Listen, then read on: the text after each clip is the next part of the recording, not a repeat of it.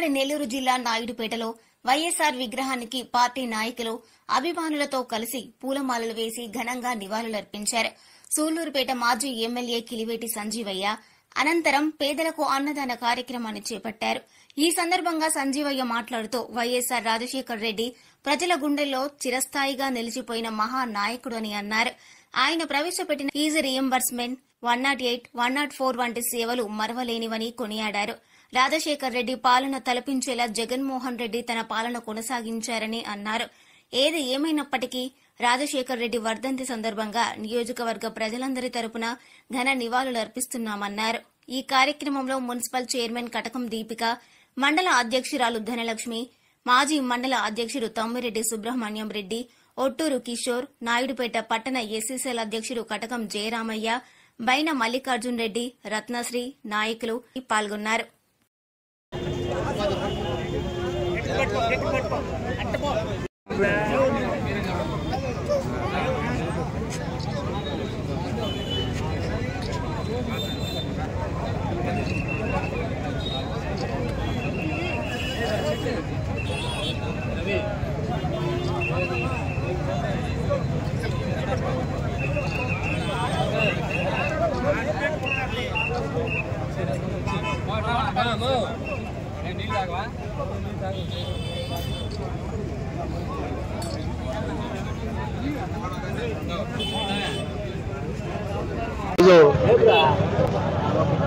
దివంగత మహానేత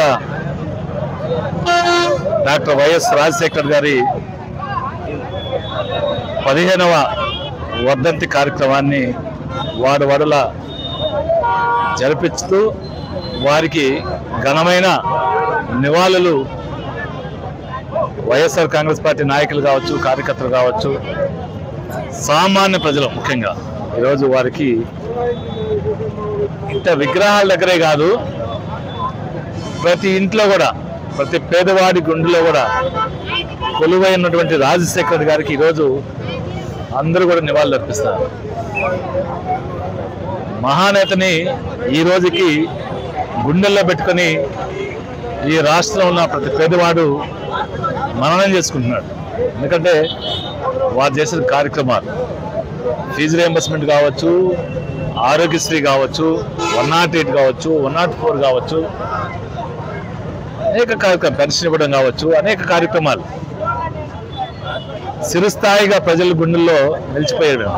ఈరోజు చూస్తున్నాం మనం ప్రభుత్వం 108 విషయంలో రాజశేఖర్ గారు ఆ రోజు 108 ఏర్పాటు చేసి పేదవాడికి ఎక్కడ ఆపద వచ్చినా, ప్రమాదం వచ్చినా, ఏ ఇబ్బంది వచ్చినా సత్వరమే హాస్పిటల్ తీసుకెళ్ళి వైద్యాన్ని అందించే కార్యక్రమాన్ని 108 ద్వారా మరి 2014 నుంచి 2019 వరకు 108 ఏ విధంగా మూలపడ్డాయో చూసాం.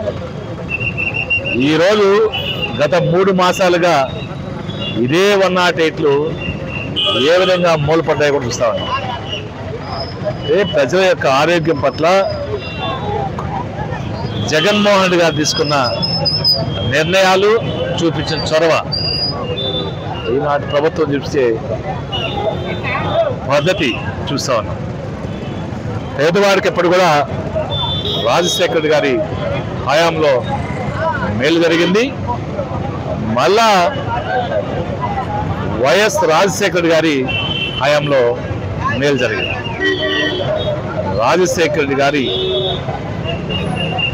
కుమారుడు జగన్మోహన్ రెడ్డి గారు కూడా వాళ్ళ తండ్రిని మించి వైద్యం విషయంలో, మరి విద్య విషయంలో, వ్యవసాయం విషయంలో, సంక్షేమ విషయంలో ఆ సంక్షేమ పాలన అందించిన ఘనత ఎప్పటికీ రాజశేఖర్ గారికి, జగన్మోహన్ గారికి ఇది చేసినటువంటి కార్యక్రమాలు ప్రజలు గుర్తుపెట్టుకుంటారు మాత్రం తెలియజేస్తా ఉన్నాం. మరి ఎప్పుడు ఈ పొడమి ఉన్నంత కాలం రాజశేఖర్ గారి సేవలు, వాళ్ళ సంక్షేమం ఎప్పుడు ప్రజల గుండెల్లో చిరస్థాయిగా ఉన్నాయని తెలియజేస్తా ఉన్నాం. మరొకసారి మహానేత రాజశేఖర రెడ్డి గారికి ఘనమైన నివాళులు అర్పిస్తాం.